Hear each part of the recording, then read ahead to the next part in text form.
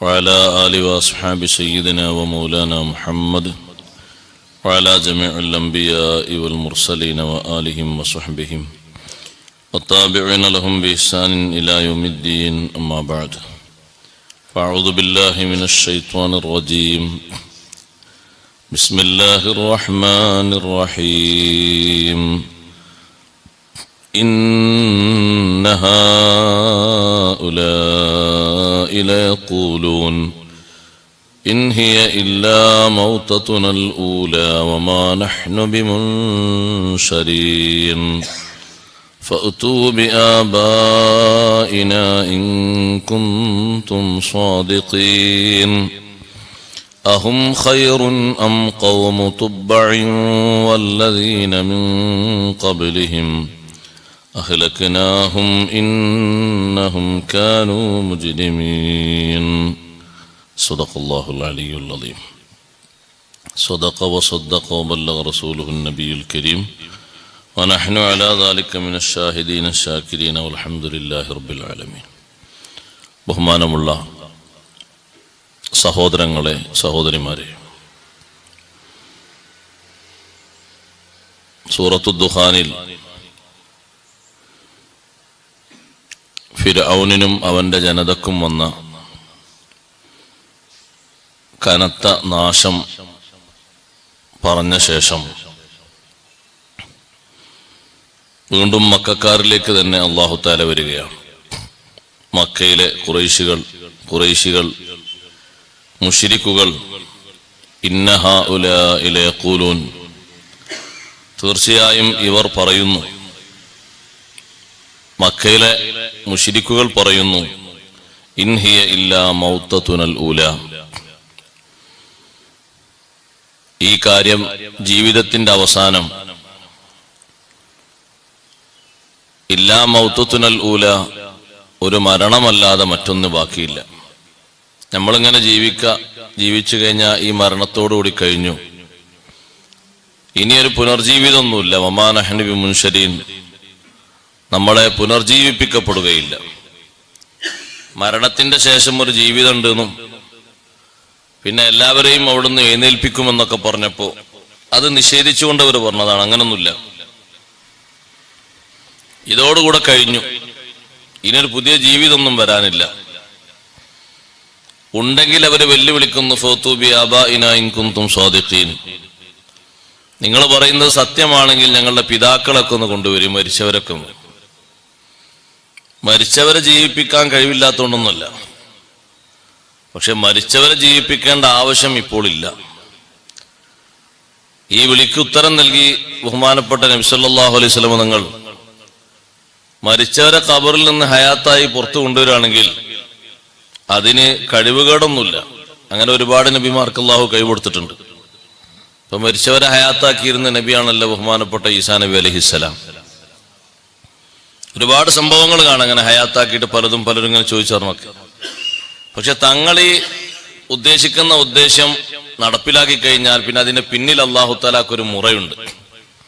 ദൃഷ്ടാന്തങ്ങളൊക്കെ അല്ലാഹു തആല തരും, പക്ഷെ മുൻഗാമികൾക്ക് നൽകിയതുപോലെ കടുത്ത പരീക്ഷണവും ശിക്ഷയും അത് വേണ്ട എന്ന് കരുതിയിട്ടാണ് ഒരുപാട് ദൃഷ്ടാന്തങ്ങൾ അവർ ചോദിച്ചിട്ടും പലതും കഴിവുണ്ടായിട്ടും നബി സല്ലല്ലാഹു അലൈഹി വസല്ലം തങ്ങൾ ഇപ്പോൾ അത് വേണ്ട. കാരണം അല്ലാഹു തആല അവർ ചോദിച്ചതുപോലെ ഒരുപാട് ദൃഷ്ടാന്തങ്ങൾ ഇവിടെ നൽകി, വിശ്വസിക്കാൻ അത് എമ്പാടുണ്ട്. നബി സല്ലല്ലാഹു അലൈഹി വസല്ലം തങ്ങളെ സ്വീകരിക്കാൻ അത് ഏറ്റവും മതിയായതാണ്. ഇനിയും എണ്ണി ചോദിക്കുന്ന ദൃഷ്ടാന്തങ്ങളൊക്കെ ഓരോന്നോരോന്നോരോ നൽകുകയാണെങ്കിൽ നൽകും, കുഴപ്പമൊന്നുമില്ല. പക്ഷെ അല്ലാഹു തആലക്ക് അതിലൊരു നയമുണ്ട്. എന്താണ് ആ നയം? വിശ്വസിച്ചിട്ടില്ലെങ്കിൽ പൂർണ്ണമായും തുടച്ചു നീക്കും. അപ്പോൾ പിന്നെ നബി സല്ലല്ലാഹു അലൈഹി വസല്ലം തങ്ങളെ മനസ്സാഗ്രഹിക്കുന്നത് ഇവർ ഉൾക്കൊണ്ടിട്ടില്ലെങ്കിലും ഇവരെ മക്കള് വരൂലേ, അവരെ മക്കള് വരൂലേ, അവരെങ്കിലും ഒന്ന് വിശുദ്ധ ഖുർആൻ ഓതാനും കേൾക്കാനും സ്വീകരിക്കാനും തയ്യാറായെങ്കിൽ അപ്പോൾ പിന്നെ ആ ദൃഷ്ടാന്തം കൊണ്ടുവന്നിട്ട് ഈ തലമുറയെ മൊത്തം നീക്കണ്ടല്ലോ എന്ന് വിചാരിച്ചിട്ടാണ്. അല്ലാഹു തആല പറഞ്ഞിട്ടുണ്ട് വേണമെങ്കിൽ അതൊക്കെ തരാം, എന്ത് ആവശ്യപ്പെട്ടാലും തരാം. പക്ഷേ അതിന്റെ പിന്നിൽ ഇങ്ങനൊരു തത്വമുണ്ട്. അവർ എണ്ണി എണ്ണി ചോദിച്ച ദൃഷ്ടാന്തങ്ങളാണ് സൂറത്തുൽ ഇസ്രായിൽ അല്ലാഹു തആല പറയുന്നത്. ഒന്നും രണ്ടോ ഒന്നല്ല, ഒരുപാട്. അതൊക്കെ തന്നാൽ ഞങ്ങൾ വിശ്വസിക്കാം, അതൊക്കെ കിട്ടിയാൽ ഞങ്ങൾ വിശ്വസിക്കാം. മലക്കുകൾ ഇങ്ങോട്ട് ആകാശത്ത് നിന്ന് ഇങ്ങോട്ട് ഇറങ്ങി വരണമെന്നോ, അങ്ങനെ വരുമ്പോ ആ മലക്കുകളുടെ കയ്യിൽ ഒരു കിതാബ് ഉണ്ടാകണം, അത് നിങ്ങൾക്ക് നൽകിയ ഖുർആനാണെന്ന് ഞങ്ങൾ നേരെ കാണണമെന്നോ. ഇനി അതൊന്നല്ല, ഒരു കൂട്ടര് പറഞ്ഞു അല്ലാഹു തആല അങ്ങോട്ട് വരട്ടെ, നേർക്കേറൊന്ന് സംസാരിക്കാൻ. എന്താ വല്ല ധൈര്യം? അല്ലാഹു തആല പറഞ്ഞു ഇതൊക്കെ ഇവർ ചോദിക്കുന്നത് മൊത്തം തരാം, പക്ഷെ ഒരു കണ്ടീഷൻ എന്താന്ന് വെച്ചാൽ വിശ്വസിക്കണം.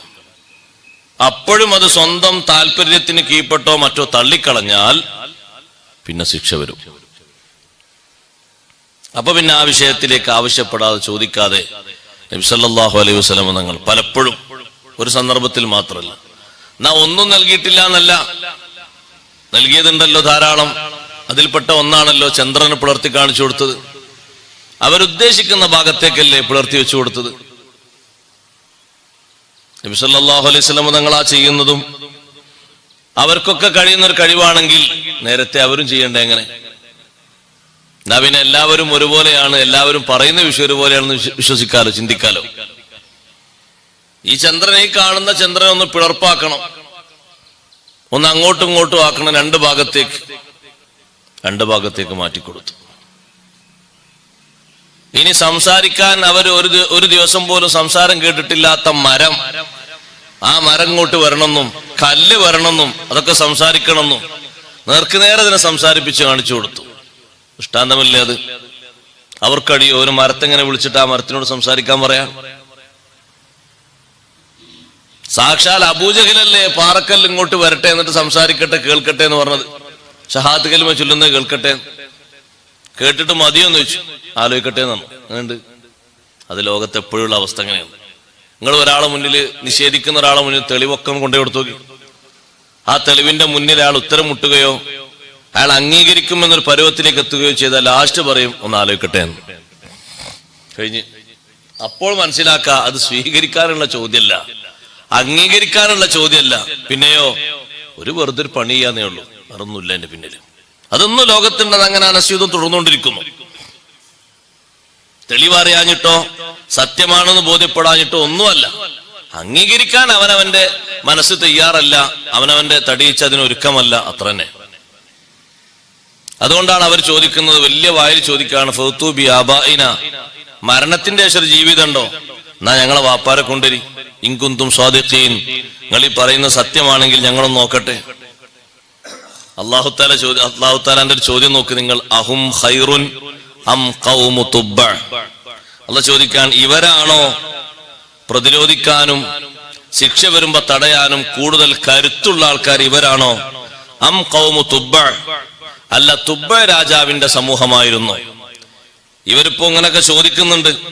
ചോദ്യത്തിനനുസരിച്ച് അല്ലാഹു തആല അവർ ചോദിക്കുന്ന ദൃഷ്ടാന്തങ്ങൾ കൊടുത്താൽ പിന്നെ വരുന്നത് അംഗീകരിച്ചില്ലേ ശിക്ഷയാണ്. ആ ശിക്ഷ പ്രതിരോധിക്കുന്നിടത്ത് ഇവർക്കാണോ കൂടുതൽ ഊക്കുള്ളത്, അതല്ല തുബ്ബ രാജാവിന്റെ ടീമിനാണോ? യമൻ ഭരിച്ച രാജാവാണ് തുബ്ബ. അന്നത്തെ വലിയ സംഘശക്തിയും സൈന്യവുമുള്ള രാജാവാണ്. നല്ല കരുത്തുറ്റ സൈന്യം. മക്കയിലൊന്നും അങ്ങനത്തെ ഒരു സൈന്യം ഉണ്ടാവില്ല. അത്രയും നല്ല കരുത്തുറ്റ സൈന്യമാണ്, എന്തിനും തയ്യാറുള്ള സൈന്യം. ആ തുബ്ബ രാജാവിന്റെ ടീമിനോളം ചെറുത്തു നിൽക്കാനുള്ള കഴിവ് ഇവർക്കുണ്ടോ? ഒരു ശിക്ഷ വരുന്ന സമയത്ത് വല്ലദീന മിൻ ഖബലിഹിം, അവർക്ക് മുമ്പുള്ളവരെക്കാളും ഇവർ മെച്ചപ്പെട്ടവരാണോ? ഇവർക്ക് മുമ്പ് താമസിച്ചിരുന്ന ആജാനുബാഹുക്കളായ കുറെ ആൾക്കാർ ഭൂമിയിൽ കഴിഞ്ഞു പോയിട്ടുണ്ട്. അതിലൊരു വിഭാഗമാണ് സമൂദ്.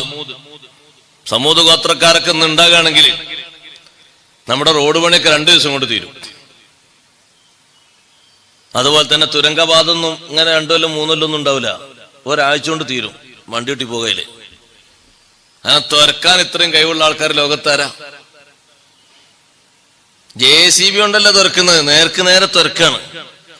തൻഹിത്തൂനൽ ജിബാല ബുയൂത്തൻ, പാറകൾ കൊണ്ട് തുരന്നിട്ട് ഒരു പാറക്കല്ല് തന്നെ വീടാക്കാണ് സഹോദരങ്ങളെ. ഒരു പാറന്റെ ഉള്ളിൽ, അതിന്റെ ഉള്ളിൽ തന്നെ റൂമും മേൽക്കൂരയും വ്യത്യസ്ത ഹാളുകളൊക്കെ ആക്കി മാറ്റിയിട്ട് ആ പാറന്റെ ഉള്ളിലാ താമസം. എന്താണ് അവർക്ക് അല്ലാഹു തആല കൊടുത്ത ശക്തി? എന്തിനാണ് അല്ലാഹു തആല ഇങ്ങനത്തെ ടീമിനെ കൊണ്ടുവന്ന് പിൽക്കാലത്തുള്ള ആൾക്കാർ അവരെ ഒന്ന് പഠിച്ചോട്ടെ. അവരെയും നശിപ്പിച്ചവനാണ് റബ്ബ് തആല. ഹൈറ്റിൽ നോക്കുകയാണെങ്കിൽ ആരോഗ്യത്തിലും ഹൈറ്റിലും ആയുസ്സിലും വളരെ ക്ഷേമന്മാരാണ് ആദ് ഗോത്രക്കാര്. ആദ് ഗോത്രക്കാരെ കയ്യിന്റെ വലിപ്പുണ്ടോ നമ്മള്? പിന്നല്ലേ ബാക്കി. ഒരു സ്ഥലത്ത് ഇമാം അബൂ സഊദ് റഹ്മത്തുള്ളാഹി അലൈഹി പറയുന്നുണ്ട്, ആദ് ഗോത്രക്കാരുടെ നീളത്തെ സംബന്ധിച്ച് പറഞ്ഞപ്പോ ഒരു റിപ്പോർട്ട് പ്രകാരം 400 മുഴമുണ്ട്. 400 മുഴം എന്ന് പറഞ്ഞാൽ എന്താണ് ഇപ്പൊ സംഗതി ഇത്? അപ്പൊ നമ്മളെ നാട്ടിലെ ഈ വലിയ വലിയ ഫ്ലാറ്റുകളൊക്കെ പൊളിക്കാന് ബോംബിട്ടിട്ടോ അല്ലെങ്കിൽ കുറെ ഉപകരണങ്ങൾ കൊണ്ടതിന്റെ ആവശ്യമൊന്നുമില്ല. അവരെ 4 ആൾ ഏൽപ്പിച്ചാൽ മതി, അത് വേഗം പൊളിച്ചു തരും. അങ്ങനെ അവർക്ക് പണിയില്ലല്ലോ, അങ്ങോട്ട് മേലോട്ടെത്താൻ വേറെ സംവിധാനങ്ങളൊന്നും വെക്കേണ്ട ആവശ്യമില്ലല്ലോ. ആരോഗ്യം കൊണ്ട്, ആരോഗ്യത്തിന്റെ ഊക്ക് കൊണ്ട്, ദമ്മുണ്ട്. നമ്മുടെ നാട്ടിലെ ആൾക്കാർ പറയില്ലേ, നമ്മളോടൊക്കെ വെല്ലുവിളിക്കാൻ ആരെങ്കിലും ഒക്കെ ഉണ്ടെങ്കിൽ വരട്ടെ. അതുപോലെ പഴയ കാലത്ത് വെല്ലുവിളിച്ച ടീമാണ് ആദ് ഗോത്രക്കാര്. മൻ അശദ്ദു മിന്നാ ഖുവ്വ. അവർ ചോദിച്ചൊരു ചോദ്യമാണ്, ഞങ്ങളെക്കാൾ ആരോഗ്യമുള്ള ഒരു ലോകത്താരാ? മൻ അശദ്ദു മിന്നാ ഖുവ്വ, ഞങ്ങളെക്കാൾ ആരോഗ്യവും ശക്തിയുള്ള ലോകത്താരെങ്കിലും ഉണ്ടോ? ഒന്ന് കാണട്ടെ.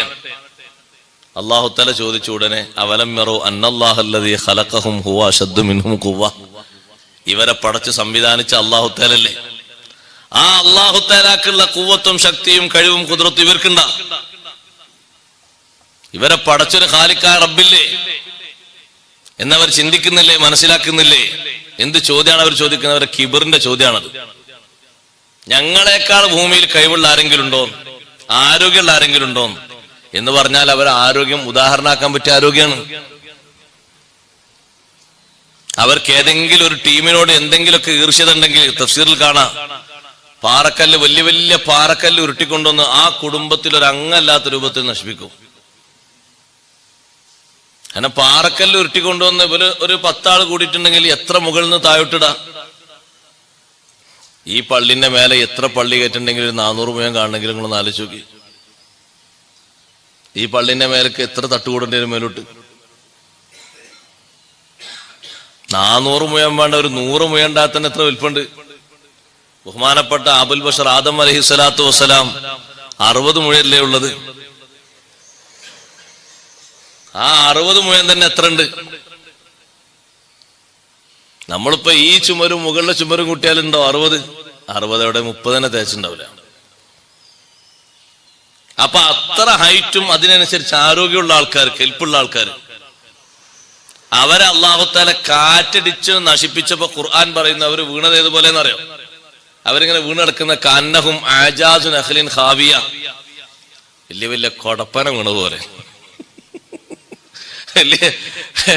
വലിയ അതിന്റെ അടി പുഴകിയിട്ട്, അടിങ്ങനെ പുഴങ്ങിയിട്ട് വേരോട് കൂടി വന്നിട്ട് ഇങ്ങനെ തള്ളി വീണ വലിയ വലിയ പനകളുണ്ടല്ലോ, അല്ല ഉഷിരം പനകള്, അതുപോലെ നല്ല വലിയ ഹൈറ്റുള്ള മരങ്ങളൊക്കെ വീണാൽ എങ്ങനെ ഉണ്ടാകും? അതേ രൂപത്തിൽ ഇങ്ങനെ വലിയ വലിയ സാധനങ്ങൾ ഇങ്ങനെ വീണ് കിടക്കുകയാണ്.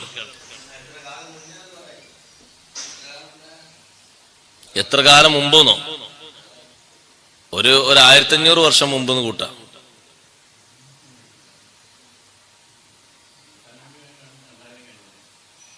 ഈസാ നബിന്റെ കാലത്തൊന്നുമല്ലത്, എന്റെയൊക്കെ മുമ്പാ. വർഷങ്ങൾ എത്രയോ മുമ്പാണ് ഈ കഥകളൊക്കെ നടക്കുന്നത്. എന്ന് പറഞ്ഞാല് ആദ് ഗോത്രക്കാർ എന്ന് പറഞ്ഞാല് ബഹുമാനപ്പെട്ട ഹൂദ് നബി അലൈഹിസ്സലാമിന്റെ കാലത്ത് ജീവിച്ചവരാണ്. ഹൂദ് നബി അലൈഹിസ്സലാം അവർക്ക് ദൃഷ്ടാന്തങ്ങൾ കൊടുക്കാത്തോണ്ടോ അല്ലെങ്കിൽ മനസ്സിലാകാത്തോണ്ടോ അല്ല, മുമ്പ് മൂസാ നബി അലൈഹിസ്സലാത്തു വസ്സലാമിന്റെ ഖൗമായ ബനു ഇസ്രായേൽക്കാർ തന്നെ എത്രമാത്രം ശക്തിയും ആരോഗ്യമുള്ളവരാണ്. ആരോഗ്യം ശക്തിയും ഏറ്റവും കുറഞ്ഞ ഉമ്മത്ത് ഈ ഉമ്മത്താണ്, ആയുസ് കുറഞ്ഞവരും. അതല്ല രസം. എന്നിട്ടാണ് മക്കാര് ഈ പറയണതൊക്കെ. അല്ലാഹു തആല ചോദിക്കാണ്, അവരാ പറഞ്ഞ വാപ്പാരൊക്കെ ജീവിപ്പിച്ചു തരാം, പക്ഷെ ജീവിപ്പിച്ചു തന്നിട്ട് വിശ്വസിച്ചിട്ടില്ലെങ്കിൽ നമ്മൾ കൊടുക്കുന്നൊരു ശിക്ഷ ഉണ്ട്. അത് ഏറ്റെടുക്കും. ആ ശിക്ഷ ഞങ്ങൾ പ്രതിരോധിക്കും എന്ന് പറയാൻ മുൻഗാമികളുടെ ചെറിയൊരു കഴിവെങ്കിലും ഇവർക്കുണ്ടോ? മുമ്പ് കാലത്ത് ജീവിച്ചു പോയ വലിയ വലിയ വില്ലന്മാരുടെ കഴിവിൽ ചെറിയ കഴിവെങ്കിലും ഇവർക്കുണ്ടോ? ഇല്ല. അവർ നബി സല്ലല്ലാഹു അലൈഹി വസല്ലം തങ്ങളിൽ നിന്ന് ആവശ്യപ്പെട്ടത്, അങ്ങനെ ഒരു പുനർജീവിതമുണ്ടെങ്കിൽ ഞങ്ങൾക്കൊക്കെ സ്വീകാര്യനായ ഒരാളുണ്ടായിരുന്നു, ഖുസൈ ഇബ്നു കിലാബ്. ആ ഖുസൈനെ ഒന്നിങ്ങോട്ട് കൊണ്ടുവരണം, ഖബറിൽ നിന്ന് എണീച്ചു തരണം. ഖുസൈനോട് ഞങ്ങൾ ചില കാര്യങ്ങളൊക്കെ ചോദിക്കട്ടെ. ഖബറിന്റെ അവസ്ഥ എന്താണ്, മരണത്തിന്റെ അവസ്ഥ എന്താണ്? പഴയ കാലത്ത് മക്കയിൽ എന്തെങ്കിലും പ്രശ്നം ഉണ്ടായാൽ ആൾക്കാർ ഓടിച്ചെല്ലുന്ന ഒരു നേതാവാണ് ഖുസൈ ഇബ്നു കിലാബ്. നബി സല്ലല്ലാഹു അലൈഹി വസല്ലം തങ്ങളുടെ ഉപ്പാപ്പന്മാരിൽപ്പെട്ട ആളാണല്ലോ ഖുസൈ. ഖുസൈന്റെ അടുത്തേക്കാണ് ആളുകളെ ഓടിച്ചില്ല. അദ്ദേഹം നല്ല തീരുമാനം എടുക്കാനും പരിഹാരം പറയാനും നല്ല കഴിവുള്ള നേതാവായിരുന്നു. എന്നാ ഖുസൈനെ കൊണ്ടുവരി. ഇനി ആരെയും മരിച്ചവരെ ഹയാത്താക്കിയിട്ടില്ല എന്ന് പറയരുത്. മുൻഗാമികളൊക്കെ അങ്ങനെ ഹയാത്താക്കിയില്ലേ? ഈസാ നബി അലൈഹി സ്വലാമൊക്കെ നബിതങ്ങൾക്ക് എന്താ അങ്ങനെ കഴിവില്ലേ? ഉണ്ട്. തങ്ങൾ ഹയാത്താക്കിയ കൂട്ടത്തിൽ മഹാന്മാർ എണ്ണുന്നുണ്ട്. നബി സല്ലല്ലാഹു അലൈഹി വസല്ലം തങ്ങൾ അവിടുത്തെ ബാപ്പയെയും ഉമ്മയെയും ഹയാത്താക്കി. എന്നിട്ട് അവരൊക്കെ വിശ്വസിച്ചു. അവരൊക്കെ തങ്ങളിൽ ഈമാൻ പ്രഖ്യാപിച്ച് വീണ്ടും ഖബറിലേക്ക് തന്നെ വരമടക്കപ്പെട്ടു എന്നതാണ് അഹ്ലുസുന്നയുടെ പ്രബലമായ അഭിപ്രായം പണ്ഡിതന്മാർ രേഖപ്പെടുത്തിയത്. അങ്ങനെ ഹയാത്താക്കാനുള്ള കഴിവിന്റെ കുറവൊന്നുമില്ല. പക്ഷേ അഷ്റഫുൽ ഖൽഖ് സല്ലല്ലാഹു അലൈഹി വസല്ലം നിങ്ങളത് വേണ്ടാന്ന് വെച്ചത് അതിന്റെ പിന്നിൽ വരുന്ന മുറകൾ സഹിക്കാൻ കഴിയില്ല. ഹയാത്താക്കിയിട്ടും ചോദിച്ചിട്ടും ഒക്കെയുണ്ട്. പക്ഷെ അത് സഹിക്കാനോ പ്രതിരോധിക്കാനോ ഉള്ള കഴിവ് ഇല്ലാത്തത് കൊണ്ട് പാടെ തകർക്കപ്പെട്ടു പോകും. ആ സമയത്ത് ഒന്നും ചെയ്യാൻ അവർക്ക് കഴിയില്ല. ഇത് ചോദിച്ച കൂട്ടത്തിൽ ചോദിച്ച ആള് അബൂജഹലാണ് എന്ന് പറയുന്നുണ്ട് ചില പണ്ഡിതന്മാര്. എന്ത് ചോദിച്ചത്? പുനർജീവിതം ഉണ്ടെങ്കിൽ മരിച്ചുപോയ വാപ്പാരൊക്കെ ഒന്ന് കൊണ്ടുവരി, ഞങ്ങളൊന്ന് ചോദിക്കട്ടെ. അങ്ങനെ നേർക്കേറെ വന്ന് ചോദിച്ച ആള് അബൂജഹലാണ്. അഷ്റഫുൽ ഖൽഖ് സല്ലല്ലാഹു അലൈഹി വസല്ലം തങ്ങളുടെ മുന്നിൽ വന്നിട്ട് അബൂജഹൽ പറഞ്ഞു, ഇൻ കുന്ത സ്വാദിഖൻ ഫീ ഖൗലിക ഫബഅസ് ലനാ റജുലൈനി മിൻ ആബാഇനാ. ഞങ്ങളെ മരിച്ചുപോയ വാപ്പാരിൽ നിന്ന് രണ്ടാളെ അങ്ങോട്ട് കൊണ്ടുവരി, അവരോട് ചോദിക്കട്ടെ എങ്ങനെയുണ്ട് അവസ്ഥ, ജീവിതത്തിന് മരിച്ചുപോയതിനു ശേഷം നിങ്ങൾ നേരിട്ടതെങ്ങനെ ഒക്കെ ചോദിക്കട്ടെ. ആ ചോദ്യത്തിന് ഇനി നബി സല്ലല്ലാഹു അലൈഹി വസല്ലം അവരോട് മറുപടി കൊടുക്കാത്തതിന്റെ പ്രധാനപ്പെട്ട കാരണം നേരത്തെ പറഞ്ഞതാണ്. അബൂജഹലിനെ മാത്രം ബാധിക്കുന്ന വിഷയമല്ല, ഇതുപോലെ ചോദിക്കുന്ന ഒരുപാട് ആളുകളുണ്ട്. അവരൊക്കെ ഈ ദൃഷ്ടാന്തം കണ്ട് വിശ്വസിക്കണം. വിശ്വസിച്ചിട്ടില്ലെങ്കിൽ പിന്നെ അതനുസരിച്ചുള്ള ശിക്ഷ വരും. ഈസാ നബി അലൈഹിസ്സലാം മുകൾ ഭാഗത്തുനിന്ന് ഞങ്ങൾക്ക് സുപ്ര ഇറക്കി തന്ന ഭക്ഷണം കഴിക്കാൻ നല്ല സുഖാണെന്ന് ടീം പറഞ്ഞപ്പോ അല്ലാഹു തആല പറഞ്ഞില്ലേ, സുപ്രക്ക് ഇറക്കിത്തരാം, സുപ്ര ഇറക്കിത്തരാം, നിങ്ങൾക്ക് ഭക്ഷണവും കിട്ടും. പക്ഷേ ഒരു കാര്യമുണ്ട്, വിശ്വസിക്കേണ്ട പോലെ വിശ്വസിച്ചിട്ടില്ലെങ്കിൽ ഫൈന്നി യുഅദ്ദിബുഹു അദാബൻ ലാ യുഅദ്ദിബുഹു അഹദും മിനൽ ആലമീൻ. ലോകത്ത് ഒരാളെയും ശിക്ഷിക്കാത്ത വിധം ശക്തമായ ശിക്ഷ തരും. ഈസാ നബി അലൈഹി സ്വലാം സുപ്ര വേണോ? അല്ലാഹു പറഞ്ഞിട്ടുണ്ട്, ഇന്നി മുനസ്സിലുഹാ അലൈക്കും, സുപ്ര ഇറക്കിത്തരാം. പക്ഷേ ഫമൻ യക്ഫുർ ബഅദു മിൻകും, സുപ്രക്ക് ഇറങ്ങി ഭക്ഷണം കഴിച്ച് പിന്നെ നന്ദികേടിന്റെ വർത്തമാനം, നിഷേധത്തിന്റെ വർത്തമാനം പറഞ്ഞാ നോക്കിക്കൂല. കാരണം ദൃഷ്ടാന്തങ്ങൾ തരുന്നതനുസരിച്ച് ഉൾക്കൊള്ളണം, സ്വീകരിക്കണം, വിശ്വസിക്കണം. ഒക്കെ കിട്ടിയതിന് ശേഷം ഇനി കുറച്ച് ആലോചിക്കട്ടെ, അതൊന്നും നടക്കൂല, ഇപ്പൊ പറ്റൂല എന്ന് പറഞ്ഞാൽ നിങ്ങൾ ബാക്കി വെച്ചേക്കൂല. ആ ഒരു തീരുമാനം അല്ലാഹു സുബ്ഹാനഹു വ തആല നൽകുന്നത് കൊണ്ട് അഷ്റഫുൽ ഖൽഖ് സല്ലല്ലാഹു അലൈഹി വസല്ലം തങ്ങൾ അവർ ചോദിച്ച എല്ലാ ദൃഷ്ടാന്തങ്ങളും കാണിച്ചു കൊടുക്കാൻ തങ്ങൾ മുന്നോട്ട് വന്നിട്ടില്ല. അതൊരു കഴിവുകേടായിട്ട് വിലയിരുത്തേണ്ട, തങ്ങൾക്കതിന് കഴിയുമെന്നതിന് ധാരാളം ദൃഷ്ടാന്തങ്ങൾ വേറെയും കാണിച്ചിട്ടുണ്ട്. നിങ്ങൾ നോക്ക്, ബഹുമാനപ്പെട്ട ഇബ്നു അബ്ബാസ് റളിയല്ലാഹു അൻഹു പറയുന്നുണ്ട്, ഈസാ നബി അലൈഹി സ്വലാമിന്റെ കൂടെ പോയ ആൾക്കാരുടെ കൂട്ടത്തിൽ നിന്ന് കുറച്ച് ആൾക്കാർ ഈസാ നബി അലൈഹി സ്വലാമിനോട് പറഞ്ഞു, ഞങ്ങൾക്ക് പഴയ കാലത്തുള്ള ഒരാളെ നിങ്ങൾ ഖബറിൽ നിന്ന് എഴുന്നേൽപ്പിച്ചു തന്നാൽ, കുറെ മുമ്പുള്ള ആളെ എണീപ്പിച്ചു തന്നാൽ ഞങ്ങൾക്കൊന്ന് ചോദിക്കായിരുന്നു പഴയ കാലത്തെ അവസ്ഥകളെ പറ്റി, ചരിത്രങ്ങളെ പറ്റി. അപ്പൊ അവരെയും കൂട്ടിപ്പോയി ഒരു വലിയ മണൽക്കൂൻ അങ്ങനെ കൂട്ടിവെച്ചത് കാണുന്നുണ്ട്. അതിന്റെ അടുത്തെത്തിയപ്പോ ഒരു പിടി മണ്ണതിൽ നിന്ന് വാരിയിട്ട് ഈസാ നബി അലൈഹി സ്വലാം ചോദിച്ചു, ഈ പിടി മണ്ണ് ആര് കിടക്കുന്ന മണ്ണാണ് നിങ്ങൾക്ക് അറിയുമെന്ന് ചോദിച്ചു. അവരൊന്നും അറിയില്ല, അല്ലാഹു റസൂലു ആലം. ഈസാ നബിനെ വിശ്വസിച്ച ആൾക്കാരാണ്. എന്നാ ഞാൻ പറഞ്ഞുതരാം, ഇത് കഅബ് എന്ന പേരിൽ അറിയപ്പെടുന്ന നൂഹ് നബി അലൈഹി സ്വലാമിന്റെ മക്കളിൽ നിങ്ങളൊക്കെ ഹാം എന്ന് വിളിക്കുന്ന മകനാണിത്. ഹാം എന്നൊരു മകനുണ്ട്, നൂഹ് നബിയെ വിശ്വസിച്ച മക്കൾ പെട്ടതാണ്. ഹാമു എന്ന മകന്റെ ശരീരം ഇവിടെയാ കിടക്കുന്നത്. ഈസാ നബി അലൈഹി സ്വലാം കയ്യിലുള്ള വടി കൊണ്ട് പതുക്കെ ഒന്ന് ശബ്ദം ഉണ്ടാക്കിയിട്ട് പറഞ്ഞു, കുമ്പി ഇതിനില്ല, ഒന്ന് എഴുന്നേൽക്കുന്നു പറഞ്ഞു. അപ്പൊ അതിന്റെ ഉള്ളിൽ നിന്ന് ഇങ്ങനെ എണീറ്റു, തലയിൽ നിന്ന് പൊടിയൊക്കെ തട്ടി പുറത്തു വന്നു. ഈസാ നബി അലൈഹി സ്വലാം ചോദിച്ചു, നല്ല മുടിയൊക്കെ തട്ടി, മുടിയിൽ നിന്ന് പൊടിയൊക്കെ തട്ടി ഒന്ന് നോക്കുമ്പോ നല്ല യുവാവിനെ പോലെ ഉണ്ട് ആള്, ഒരു യുവത്വം തുളുമ്പുന്ന ശരീരമാണ്. അപ്പൊ ചോദിച്ചു, ഹാക്കഥാ ഹലക്ത, ഇങ്ങനെയാണോ നിങ്ങൾ മരിച്ചുപോയത്? എന്തേ, നിങ്ങളൊരു യുവാവായിട്ടാണോ മരിച്ചുപോയത്? അപ്പോ ആ മനുഷ്യൻ പറഞ്ഞു, പക്ഷേ യുവാവായിട്ട് മരിച്ചതല്ല ഞാൻ, പക്ഷെ ഞാൻ വിചാരിച്ചു ഖിയാമത്ത് നാളൊക്കെ ആയല്ലോ, അപ്പൊ ഇനി സന്തോഷത്തോടെ എഴുന്നേറ്റ് ഇനി ബാക്കിയുള്ള അമലുകൾക്കുള്ള ജസാക്ക് വാങ്ങി സുഖത്തോടെ സ്വർഗത്തിൽ ജീവിക്കാലോ എന്ന് കരുതി ആ സന്തോഷം കൊണ്ട് ഇങ്ങനെ എണീറ്റപ്പോ പ്രായാധിക്യൊക്കെ മാറിയിട്ട് യുവത്വം വന്നതാണ്. അപ്പൊ ഖബറിൽ നിന്ന് എഴുന്നേറ്റ് വരുമ്പോ തന്നെ സന്തോഷമുള്ള ആളുകൾക്ക് സന്തോഷത്തിന്റെ അവസ്ഥ ഉണ്ടാവും, റാഹത്തിന്റെ അവസ്ഥ ഉണ്ടാവും. അതുകൊണ്ടാണല്ലോ ഖബറിൽ നിന്ന് എണീറ്റ് വരുമ്പോ ചില ആളുകൾക്ക് വാഹനം ഓൾറെഡി ഖബറിന്റെ അടുത്ത് തന്നെ റെഡിയാണെന്ന് ഹദീസ് പറഞ്ഞു. ചിലര് നടക്കും, ചിലര് നല്ല സ്പീഡിൽ നടക്കും, തടസ്സങ്ങളൊന്നും ഉണ്ടാകൂല. ചിലർക്ക് വാഹനങ്ങൾ റെഡിയാണ്. ആ വാഹനങ്ങളുള്ള ആള് ദുനിയാവിൽ തന്നെ അങ്ങോട്ട് വാഹനങ്ങൾ റെഡിയാക്കിയവരാണ്. ഹജ്ജിന് പോയി ബലിദാനം നിർവഹിച്ചവരും ഉളിഹ്യത്തറുത്തവരും അതുപോലെ തന്നെ ആളുകൾക്കൊക്കെ കൂടിയിട്ട് നേർച്ചയാക്കിയിട്ട് എല്ലാ മുഅ്മിനീങ്ങൾക്കും അല്ലെങ്കിൽ മിസ്കീന്മാർക്കും ഒക്കെ ബലിദാനം നിർവഹിച്ച ആളുകളൊക്കെ ഉണ്ട്. അള്ളാഹുവിന്റെ മാർഗത്തിൽ ബലിയർത്തവരും. അങ്ങനെ ഏത് രൂപത്തിൽ ബലിയർത്തവരുണ്ട്, അവർക്കൊക്കെ ഒരു വാഹനങ്ങൾ അള്ളാഹ് സ്വീകരിക്കുന്നതനുസരിച്ച് വാഹനങ്ങളുണ്ട്. ഇനി അതുമല്ല, ബലിയർക്കണം എന്നില്ല, വാഹനമായിട്ടുള്ളൊരു വാഹനം ഒരാൾക്ക് വേറെ സൗജന്യമായിട്ട് കൊടുത്താൽ അങ്ങനെ ഉണ്ടാകും. അബ്ദുറഹ്മാൻ ബിൻ ഔഫ് റളിയല്ലാഹു അൻഹു ഒരു പാവപ്പെട്ട മനുഷ്യന് നല്ല വിലപിടിപ്പുള്ള ഒട്ടകം കൊടുത്തപ്പോഴാണ് നബി സല്ലല്ലാഹു അലൈഹി വസല്ലം നിങ്ങൾ പറഞ്ഞത്, ആ ഒട്ടകത്തിന് അന്ന് സ്വഹാബത്ത് വില കാണുകയാണെങ്കിൽ സാധാരണ ആളുകൾക്കൊന്നും വാങ്ങാൻ കഴിയില്ല. നല്ല വാഹനമാണ്, നല്ല പുള്ളിങ്ങുള്ള വാഹനം. സാധാരണ അറബികളെ ചുവന്നൊട്ടകം എന്ന് പറയും. അതിന് സാധാ ഒട്ടകത്തിന്റെ വിലയുമല്ല, ഒരുപാട് മാറ്റങ്ങളുണ്ട്. അങ്ങനത്തെ ഒരു ഒട്ടകം അങ്ങോട്ട് കൊടുത്തു വാഹനമായിട്ട്. വാഹനമില്ലാതെ വന്ന അറാബിക്ക് തങ്ങളെ കണ്ട് വിശ്വസിച്ച ഈമാനിന്റെ ആ സന്തോഷം കൊണ്ട് കൊടുത്താണ്. അപ്പൊ പറഞ്ഞു, അബ്ദുറഹ്മാനെ, പരലോകത്ത് നിങ്ങൾക്കൊരു വാഹനം ഉണ്ടാവും. അത് ഇവിടുത്തെ വാഹനമൊന്നുമല്ല, അതിന്റെ കാല്, അതിന്റെ മേലുള്ള വിരിപ്പ്, അതിന്റെ രോമത്തിന്റെ കളർ ഒക്കെ വർണ്ണിച്ചു കൊടുത്തിട്ട് നബി സല്ലല്ലാഹു അലൈഹി വസല്ലം നിങ്ങൾ പറഞ്ഞു, അതിൽ നിങ്ങൾ ഇങ്ങനെ സഞ്ചരിക്കുന്ന സമയത്ത് നിങ്ങൾ ഇങ്ങനെ പോകുമ്പോ യഗ്ബിതുക കുല്ലു മൻ റആക, കാണുന്നവരൊക്കെ കൊതിച്ചു പോവും അങ്ങനെ വാഹനം കിട്ടിയെങ്കിൽ.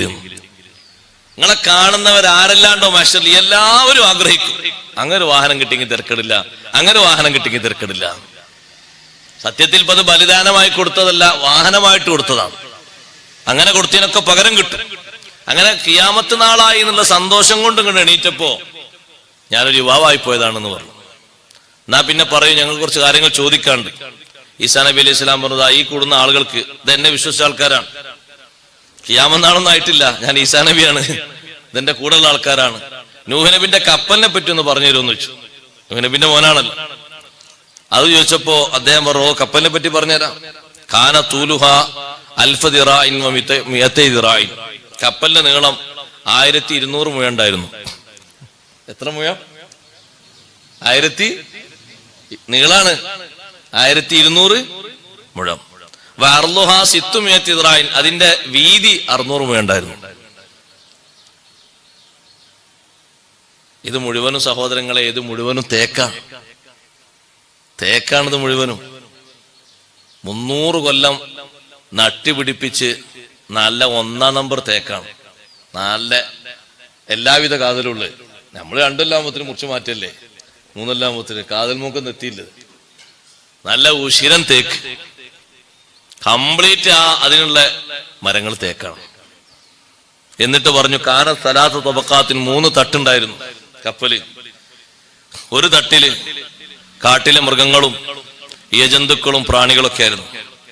മറ്റൊരു തട്ടില് മനുഷ്യന്മാരുണ്ടായിരുന്നു. വേറെ ഒരു തട്ടില് പക്ഷികൾ ഉണ്ടായിരുന്നു. അങ്ങനെ ഈ മൃഗങ്ങളുടെ വേസ്റ്റുകള്, അവരെ വിസർജ്യ വസ്തുക്കളൊക്കെ അങ്ങനെ അധികരിച്ചപ്പോ അല്ലാഹു സുബ്ഹാനഹു വ തആല നൂഹ് നബിക്ക് വഹയി കൊടുത്തു. പിന്നെ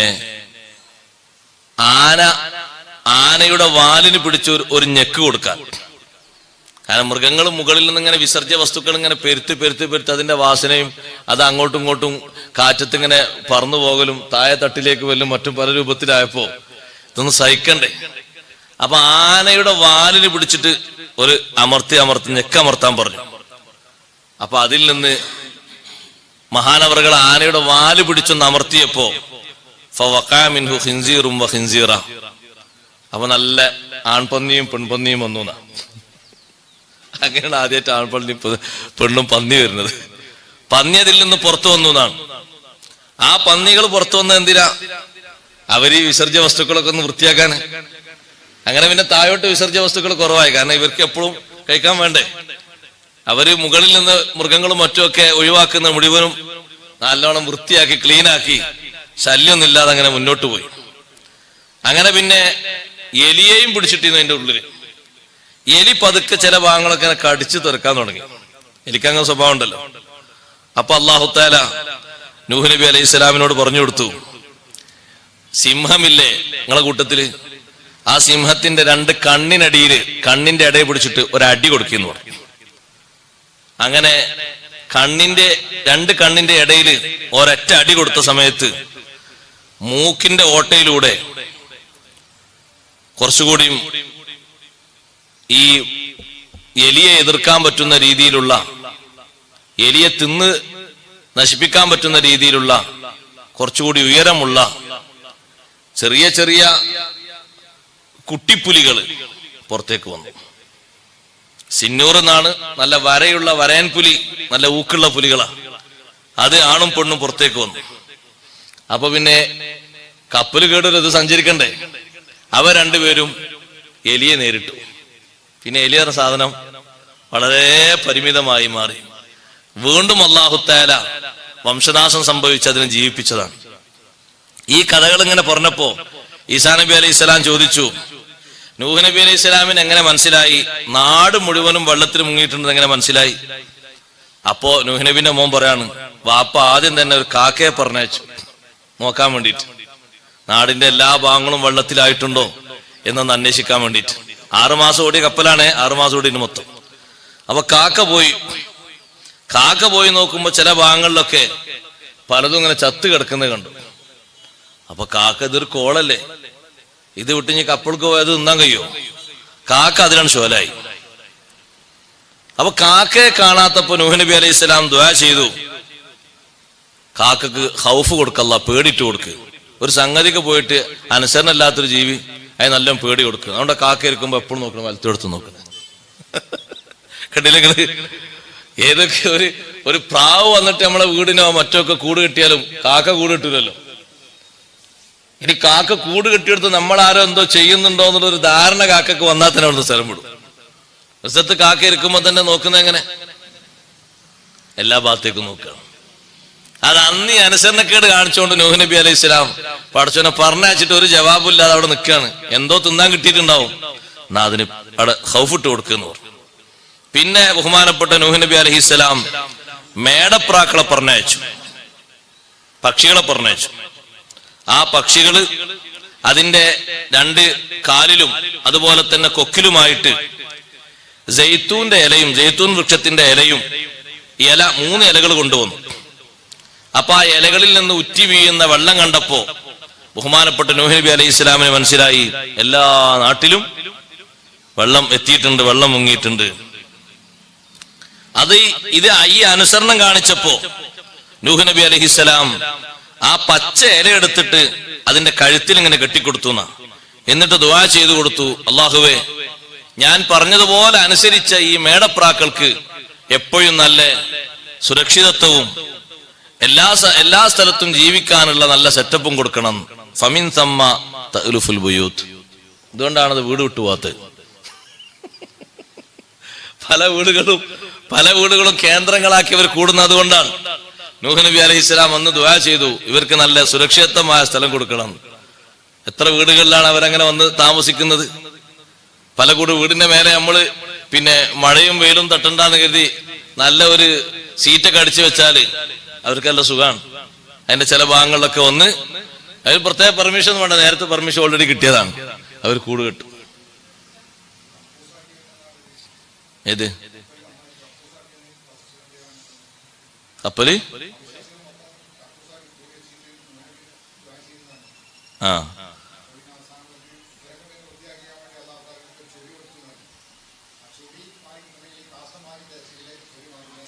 ആ അങ്ങനെ സംഭവം ഉണ്ട്, കേട്ടിട്ടുണ്ട്. അതിന്റെ തെളിവ് കണ്ടിട്ടില്ല, എവിടെ ഉണ്ടാവും. അപ്പൊ പിന്നെ ചോദിച്ചു, നൂഹ് നബി അലൈഹി ഇസ്ലാമിന്റെ മകൻ ചോദിച്ചു, യാ റൂഹല്ലാ അലാ തൻതലിഖു ബിനാ ഇലാ അഹാലിന. ഇവർ ചോദിക്കാണ്, കൂടുള്ള ആൾക്കാർ, ഇയാൾ നമ്മൾ കൊണ്ടുപോയാലോ, പൊരെ കൊണ്ടുപോയാലോ? ഈ ഖബറിന്ന് എണീറ്റ് വന്ന ആളെ ഒന്ന് പൊരക്കാർക്ക് കാണിച്ചു കൊടുക്കാൻ എല്ലാവർക്കും നീമാൻ കൂടുമല്ലോ, ഒന്ന് കൊണ്ടുപോയാൽ എങ്ങനെ ഉണ്ടാകും? അപ്പൊ നൂഹ് നബി അലൈഹി ഇസ്ലാം ചോദിച്ചു, നിങ്ങളെ കൂടെ എങ്ങനെ അയാൾ വരും?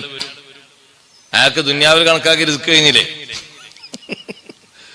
കൈഫ എത്തുമ്പോഴേക്കും അല്ല റിസ്ഖലഹു, റിസ്ക്കില്ലാത്ത ഒരാൾ നിങ്ങളെ കൂടെ എങ്ങനെ വരും? ദുന്യാവിൽ അല്ല കണക്കാക്കി റിസ്ക് കഴിഞ്ഞിട്ടല്ലേ അയാൾ ഖബറിലേക്ക് പോയത്. അതുകൊണ്ട് നിങ്ങളെ കൂടെ വരാൻ പറ്റൂല. അയാൾ ഇവിടെ തന്നെ പോയിക്കോട്ടെ, കടന്നിടത്തേക്ക് തന്നെ പോട്ടെ, അയാൾക്ക് വരേണ്ട ടൈം ആയിട്ടില്ല. നിങ്ങൾ ആവശ്യപ്പെട്ടത് കൊണ്ടാണ് ഞാൻ ഇങ്ങനെ എഴുന്നേൽപ്പിച്ചത്. നിങ്ങൾ അങ്ങോട്ട് തന്നെ മടങ്ങൂ എന്ന് പറഞ്ഞു. അങ്ങനെ അത് ആ ഖബറിലേക്ക് തന്നെ മടങ്ങി, ആ ശരീരം. പിന്നെ ആ ഖബർ ആ രൂപത്തിൽ തന്നെ പഴയ സ്ഥിതിയിൽ തന്നെ മാറി വന്നു. ഇത് ബഹുമാനപ്പെട്ട ഈസാ നബി അലൈഹിസ്സലാമിന്റെ യാത്രയിൽ സംഭവിച്ച സംഭവങ്ങളിൽ ഒന്നാണ്. ഇങ്ങനെ ധാരാളം സംഭവങ്ങൾ വേറെയും സംഭവിച്ചിട്ടുണ്ട്. ഞാനിത് പറഞ്ഞത് ഖുർആൻ പണ്ഡിതന്മാർ ഇത് ഉദ്ധരിക്കുന്നത് അഷ്റഫുൽ ഖൽഖ് സ്വല്ലല്ലാഹു അലൈഹി വസല്ലമ തങ്ങളോട് മരിച്ചവരെ ജീവിപ്പിക്കാൻ വേണ്ടി പറഞ്ഞപ്പോ നബി സല്ലല്ലാഹു അലൈഹി വസല്ലം തങ്ങൾക്ക് അതിലൊരു കഴിവുകുറവും മറ്റൊന്നും ഉണ്ടായിട്ടല്ല. പക്ഷേ അള്ളാഹുവിൽ നിന്ന് വരുന്ന ശിക്ഷ, അത് തന്റെ ഉമ്മത്തിന് ഇത്രയും വലിയ ശിക്ഷ വരുന്നത് ഒരിക്കലും തങ്ങൾക്ക് സഹിക്കൂല. അതുകൊണ്ട് ആ ദൃഷ്ടാന്തം ഉടനടി വേണ്ട, വിശ്വസിക്കുന്ന ആൾക്കാർ വിശ്വസിച്ചോട്ടെ. അവിടെ അള്ളാഹുവിന്റെ ഒരു ചോദ്യമുണ്ട്, ലാസ്റ്റ് അഹും ഖൈറുൻ അം ഖൗമു തുബ്ബ. യമൻകാരെപ്പോഴും എപ്പോഴും നല്ലോണം ഓതുന്ന ഒരു ആയത്താണിത്. സൂറത്തു ദുഖാനിൽ ഈ ആയത്ത് കേട്ടാൽ അവർക്ക് ഭയങ്കര സന്തോഷമാണ്. അഹും ഖൈറുൻ അം ഖൗമു തുബ്ബ. അള്ളാഹു തആല ചോദിക്കുന്നു, ഈ മക്കക്കാരാണോ കൂടുതൽ ഖേമന്മാര്, നല്ല ഊക്കും നല്ല തറവാടിത്തവും നല്ല സന്തോഷമൊക്കെ ഉള്ളത്, അല്ലെങ്കിൽ അം ഖൗമു തുബ്ബ, തുബ്ബയിന്റെ ആൾക്കാരാണോ? തുബ്ബയിനെ അള്ളാഹു തആല കേടായി പറഞ്ഞിട്ടില്ല, തുബ്ബയിന്റെ ജനതയെ പറഞ്ഞത്. അത് യമൻകാര് പറഞ്ഞത്. ഞങ്ങളെ രാജാവിന് അള്ളാഹു തആല നല്ല മെച്ചപ്പെടുത്തിയാ പറഞ്ഞത്. കാരണം ഇത് ജഅലല്ലാഹു ഖൗമ തുബ്ബയിൻ ഖൈറൻ മിൻ ഖുറൈശി, ഖുറൈശികളെക്കാളും നല്ല കേമന്മാരാണ് തുബ്ബയിന്റെ ആൾക്കാർ നല്ല പറഞ്ഞില്ലേ. അതുകൊണ്ട് യമനിലെ ഞങ്ങൾക്ക് കൂടുതൽ ഖുറൈശികളെക്കാളും മഹത്തുണ്ട് എന്ന് യമൻകാര് ഈ ആയത്തോട് ഇങ്ങനെ പറയാറുണ്ട്. തുബ്ബ രാജാവിനെ അള്ളാഹു തആല എതിർത്തിട്ടില്ല. കാരണം തുബ്ബ രാജാവ് വിശ്വസിച്ച ആളാണ്. പഴയ കാലത്ത് തുബ്ബ രാജാവ് തന്നെ കഅബയെ പൊളിക്കാൻ വേണ്ടി, എതിർക്കാൻ വേണ്ടിയിട്ട് ആളുകളുടെ കൂടെ, ഒരു വലിയ സൈന്യത്തിന്റെ കൂടെ കഅബ പൊളിക്കാൻ വേണ്ടി വന്ന കൂട്ടത്തിൽ ഒരു രാജാവാണ് തുബ്ബ രാജാവ്. യമനിൽ നിന്ന് വന്നു, അങ്ങനെ മക്കയിലേക്ക് മുന്നിട്ടു. മക്കയുടെ അടുത്തെത്തിയ സമയത്ത് ഹുദൈൽ ഗോത്രക്കാരിൽപ്പെട്ട ഒരു സംഘം വന്നിട്ട് പറഞ്ഞു, രാജാവേ, നിങ്ങള് മക്കക്കാരെ നേരിടാൻ വന്നതാണെങ്കിൽ മക്കയെ നേരിടുന്നതിന്റെ മുമ്പ്, ആളുകളെ സ്വീകരിക്കുന്നതിന്റെ മുമ്പ്, ആളുകളോട് പ്രതിരോധിക്കുന്നതിന്റെ മുമ്പ് ഇവിടെ ഒരു വീടുണ്ട്. ആ വീടാണ് മക്കക്കാരുടെ പ്രധാനപ്പെട്ട കേന്ദ്രം. അവിടെ ഒരുപാട് സമ്പത്തുണ്ട്. അതുകൊണ്ട് നിങ്ങൾ ആ വീട് ആദ്യം തകർത്താൽ പിന്നെ മക്കക്കാരെ നിങ്ങൾക്ക് പെട്ടെന്ന് കീഴ്പ്പെടുത്താൻ പറ്റും. കാരണം മക്കയിലുള്ള ആൾക്കാർ കേന്ദ്രമാണത്. അതിൽ ആ മക്കന്റെ ഉള്ളില് രാജാക്കന്മാർക്കൊന്നും കിട്ടാത്ത മുത്തും സ്വർണവും വെള്ളിയും ഒക്കെയുണ്ട്. അപ്പൊ നിങ്ങൾക്കൊരു പക്ഷെ അത് കഴിയുകയാണെങ്കിൽ എളുപ്പത്തിൽ നിങ്ങൾക്ക് മക്കക്കാരെ കീഴ്പ്പെടുത്താൻ കഴിയും. ഹുദൈൽ ഗോത്രക്കാർ ഉദ്ദേശം എന്താന്ന് പറയും, നിങ്ങൾ ഇവര് കഅബയെ നേരിടാൻ വരികയാണെങ്കിൽ അള്ളാഹു ബാക്കി വെച്ചേക്കൂല, അപ്പൊ പിന്നെ പണി വേഗം തീർന്നോളൂ. അതാണ് ഹുദൈൽ ഗോത്രക്കാർ ലക്ഷ്യാക്കിയത്. രാജാവ് അതിനുദ്ദേശം വന്നാല് വേഗം തീർന്നോളൂ. അങ്ങനെ ഏതായാലും കഅബ പൊളിക്കാന്നുള്ള ചർച്ചയൊക്കെ വന്നപ്പോ രാജാവ് പറഞ്ഞു, ഒരു മിനിറ്റ്, പെട്ടെന്ന് പൊളിക്കാൻ ശരിയാവില്ല. ഈ നാട്ടിലെ നല്ല പാണ്ഡിത്യമുള്ള രണ്ടാൾക്കാരെ കൊണ്ടുവരുന്നു, അവരോടും കൂടി ഒന്ന് ചോദിക്കുക, ഒരു മുഷാവറ. നമ്മളിപ്പോ ഇങ്ങനെ പണിക്ക് പോവല്ലേ. അങ്ങനെ 2 പണ്ഡിതന്മാരെ കൊണ്ടുവന്നു. അവരോട് പറഞ്ഞു, ഇവിടെയുള്ള ഒരു ഗോത്രക്കാർ വന്നിട്ട് ഞങ്ങളോട് പറഞ്ഞു, ഈ നാട്ടിലെ കീഴ്പ്പെടുത്താൻ ഏറ്റവും സുഖം ആ വീട് പൊളിച്ചാൽ മതി. അപ്പൊ ഈ പണ്ഡിതന്മാർ പറഞ്ഞു, രാജാവേ നിങ്ങള് കൂടുതൽ ചിന്തിക്കായിട്ടാണ്, നിങ്ങളും നിങ്ങളെ ടീമും വേഗം തീർന്നോട്ടേന്ന് എഴുതി പറഞ്ഞാണ് അവര്. നിങ്ങളോടുള്ള സന്തോഷം കൊണ്ടോ അംഗീകാരം കൊണ്ടോ പറഞ്ഞതല്ല. കാരണം ആ കാബ തൊടാൻ പോയ ചരിത്രത്തിൽ മുമ്പ് കാലത്ത് ജീവിച്ച, അതിനെ എതിർക്കാൻ പോയ ആൾക്കാരൊന്നും ബാക്കിയില്ല. അതുകൊണ്ട് നിങ്ങളും നിങ്ങളെ സൈന്യവും പെട്ടെന്ന് അങ്ങ് തീർന്നു പോയിക്കോളും. അല്ലാഹു തആലാന്റെ ഒരു വീടാണത്. അല്ലാഹു തആല മലക്കുകളെ വിട്ട് ഭൂമിയിൽ ശിലഭാഗിയിട്ട് അള്ളാഹുവിനെ ആരാധിക്കാൻ വേണ്ടി ഉണ്ടാക്കിയ വീടാണ്. നിങ്ങൾ ഈ പ്രവൃത്തിയിലേക്ക് പോകുകയാണെങ്കിൽ നിങ്ങളൊരൊറ്റ ആളും തിരിച്ചു പോക്കുണ്ടാകൂല, മരിച്ചു പോകും, നശിച്ചു പോകും. അപ്പൊ രാജാവ് ചോദിച്ചു, നിങ്ങൾ എന്താ എന്നോട് പിന്നെ കൽപ്പിക്കുന്നത്? നിങ്ങള് ആ മക്കക്കാർ ചെയ്യും പോലെ ത്വവാഫ് ചെയ്ത് കഅബയെ ബഹുമാനിച്ച് ആദരിച്ച്, അങ്ങനെ ത്വവാഫ് കഴിഞ്ഞാൽ പിന്നെ മുടി കളഞ്ഞ് അവിടെ ഉള്ള ആളുകൾക്കൊക്കെ ഭക്ഷണം കൊടുത്ത് നിങ്ങൾ സന്തോഷത്തോടെ പിരിഞ്ഞു പോകണം. പിന്നെയും ചോദിച്ചു, നിങ്ങൾ എന്താ ഇങ്ങനെ പറയാൻ കാരണം? അപ്പൊ ഈ രണ്ട് പണ്ഡിതന്മാര് പറഞ്ഞു, അമാ വല്ലാഹി ഇന്നഹു ലബൈതു അബീന ഇബ്രാഹിം അലൈഹിസ്സലാം. ഇബ്രാഹിം നബിന്റെ വീടാണത്. ഇബ്രാഹിം നബി അലൈഹിസ്സലാമാണ് ഈ കാണുന്ന രൂപത്തിൽ കഅബ നിർമ്മിച്ചത്. അതുകൊണ്ട് ഞങ്ങള് ഈ വിഷയങ്ങളെ പറ്റിയൊക്കെ നല്ല അറിവുള്ള പണ്ഡിതന്മാരായതുകൊണ്ട് നിങ്ങളോട് പറയാം, നിങ്ങളെ വേഗം കഥ കഴിക്കാൻ വേണ്ടിയിട്ടാണ്. പക്ഷെ ഒരു വിഷയം ഇവിടെ ഉള്ളത് എന്താന്ന് വെച്ചാല്, പ്രതിമകളെ വെച്ചുകൊണ്ട് ചില ആരാധിക്കുന്ന ബിംബാരാധകരാണ് ഇതിന്റെ ചുറ്റുമുള്ളത്. അവരിതിന്റെ അടുത്ത് കൊണ്ടുവന്ന് മൃഗങ്ങളൊക്കെ അറുത്ത് രക്തമൊക്കെ ഒലിപ്പിച്ച് നജസാക്കി നടക്കുകയാണ്. ഇവിടെ പല ഭാഗത്തും ഒരു നജസാക്കിയിട്ടുണ്ട്. അതുകൊണ്ട് ഹുദൈല് ഗോത്രക്കാര് നിങ്ങളെ നാശം ഉദ്ദേശിച്ചു കൊണ്ടാണത് പറഞ്ഞെന്ന് പറഞ്ഞപ്പോ രാജാവ് പറഞ്ഞു, ആ പറഞ്ഞ ഹുദൈല് ഗോത്രക്കാരെ മൊത്തം വിളിപ്പിച്ചു. രാജാവ് പറഞ്ഞു, അവര് നമ്മൾ ചതിയല്ലേ ചെയ്ത്, കൊണ്ട് കയ്യും കാലും മുറിച്ചെന്നുണ്ടോ? ചതിക്ക് ചെറിയ ശിക്ഷ അല്ലല്ലോ, പണ്ടുകാലം മുതൽക്ക് എങ്ങനെയാണ് കയ്യും കാലും മുറിക്കണം എന്ന് പറഞ്ഞു. എന്ത് ചതി അവർ ചെയ്ത്? നമ്മളെ ടീം മൊത്തം നശിക്കാൻ വേണ്ടിയിട്ടാണ് ഈ പണി ചെയ്തത്. അങ്ങനെ നേരെ കഅബയിലേക്ക് മുന്നിട്ട് വന്നു. കഅബ തവാഫ് ചെയ്തു. കഅബയിൽ നിന്ന്, ഹറമിൽ നിന്ന് കുറച്ച് അപ്പുറത്ത് മാറി നിന്ന്, കഅബയിൽ നിന്ന് മാറി നിന്ന് ഒട്ടകങ്ങൾ അറുത്തു വിതരണം ചെയ്തു. മുടി കളഞ്ഞു. 6 ദിവസം മക്കയിൽ താമസിച്ചു. ആ ദിവസം മുഴുവനും മക്കക്കാർക്കുള്ള ഭക്ഷണം തുബൈ രാജാവിന്റെ സമ്പത്ത് കൊണ്ടായിരുന്നു. അവർക്ക് ഇഷ്ടം പോലെ ഭക്ഷണം കൊടുത്തു. അങ്ങനെ പോകാൻ നേരത്ത് തുബൈ രാജാവ് സ്വപ്നത്തിൽ ദർശിച്ചു, ഈ കഅബക്ക് ഒരു കില്ല, അതിന് പുതിയതായിട്ടൊരു കിസ്വ ധരിപ്പിക്കണമെന്ന് ഒരു സന്ദേശം കിട്ടി. അങ്ങനെ കിസ്വ ധരിപ്പിക്കണം എന്നൊരു സന്ദേശം കിട്ടിയപ്പോൾ പെട്ടെന്ന് അതിലേക്ക് തിരിഞ്ഞില്ല. വീണ്ടും വീണ്ടും വീണ്ടും കഅബയെ ബഹുമാനിക്കാൻ വേണ്ടിയിട്ട് അങ്ങനെ ഒന്ന് ചെയ്യണം എന്ന ഒരു സന്തോഷം കിട്ടിയപ്പോ, ഒരു വിവരം കിട്ടിയപ്പോ തുബൈ രാജാവ് അന്നത്തെ ഏറ്റവും വിലപിടിപ്പുള്ള ഒരു കിസ്വ വാങ്ങി കഅബക്ക് കിസ്വ ധരിപ്പിച്ചു. ചരിത്രത്തിൽ ആദ്യമായി കഅബക്ക് കിസ്വ ധരിപ്പിച്ചത് തുബൈ രാജാവാണ്. അങ്ങനെ ഒരു കിസ്വ ധരിപ്പിച്ചപ്പോ അതിലും മെച്ചമുള്ള, സൗന്ദര്യമുള്ള, വിലപിടിപ്പുള്ള കിസ്വ ഉണ്ട് എന്ന് പറഞ്ഞപ്പോ പിന്നെ അത് വാങ്ങി. അങ്ങനെ മാറി മാറി കിസ്വകൾ ധരിപ്പിച്ചു.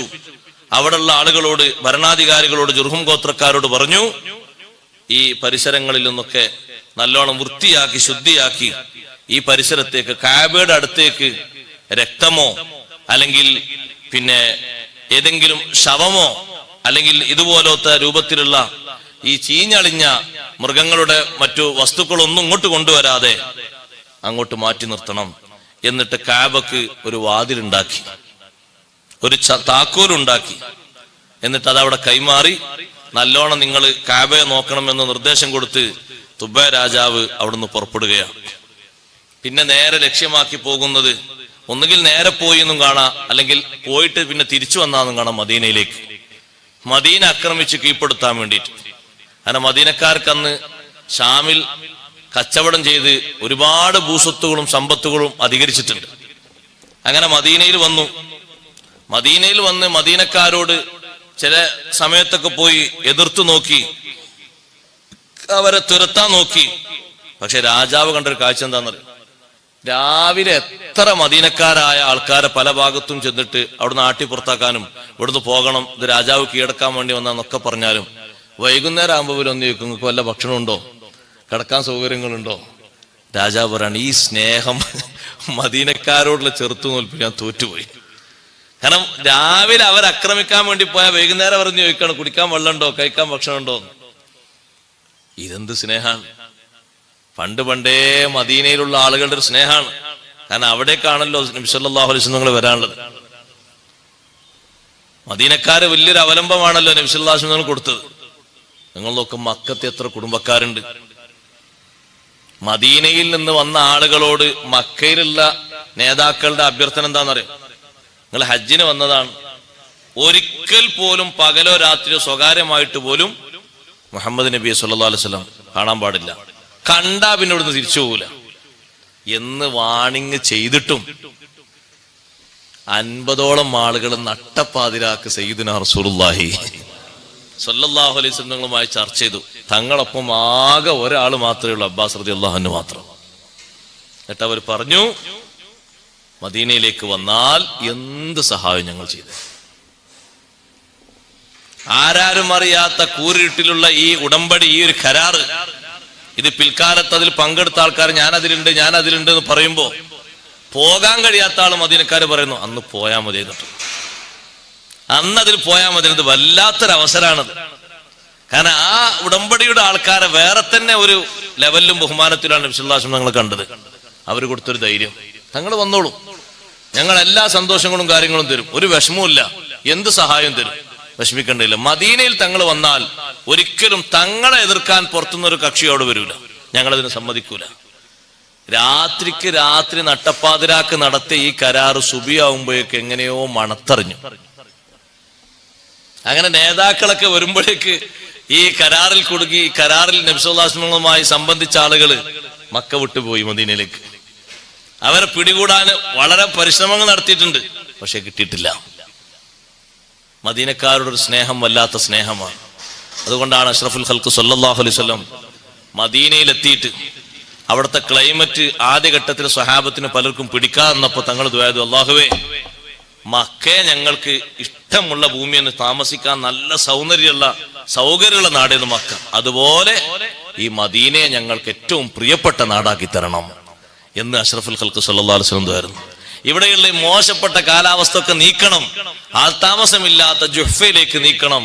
അവിടെ മനുഷ്യന്മാരും താമസിക്കണില്ലല്ലോ, ഇവിടെ നല്ല അന്തരീക്ഷം തരണം. ആ ദുആയോടുകൂടി പിന്നെ മദീന ജീവിക്കാൻ ഏറ്റവും നല്ല നാടായി എന്ന് മാത്രമല്ല, മദീന വിട്ട് പുറത്തു പോകുന്ന ഏതൊരു സ്വഹാബിയും ദ്വാർക്കുന്ന, പടച്ചോനെ ഈ നാട്ടിൽ വെച്ചൊന്നും നിന്റെ അവസാനാക്കരുത്, എനിക്ക് മദീനെ തന്നെ മരിക്കണം.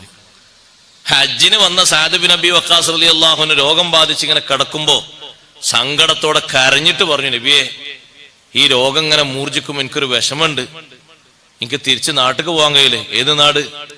മദീനയിലേക്ക് പോകാൻ കഴിയൂലേ? എനിക്ക് വല്ലാത്ത വിഷമുണ്ട്. അപ്പൊ തങ്ങൾ പറഞ്ഞു, നിങ്ങൾ വിഷമിക്കണ്ട, നിങ്ങളിവിടെ മരിക്കൂല, നിങ്ങളെ ഹിജ്റ അല്ലാഹ് പൂർത്തിയാക്കി തരും, നിങ്ങൾ മദീനയിലേക്ക് തന്നെ പോകും. അതിനുശേഷം വർഷങ്ങളോളം ജീവിച്ചു ബഹുമാനപ്പെട്ട സഅദ് ബിൻ അബി വഖാസ് റളിയല്ലാഹു അൻഹു.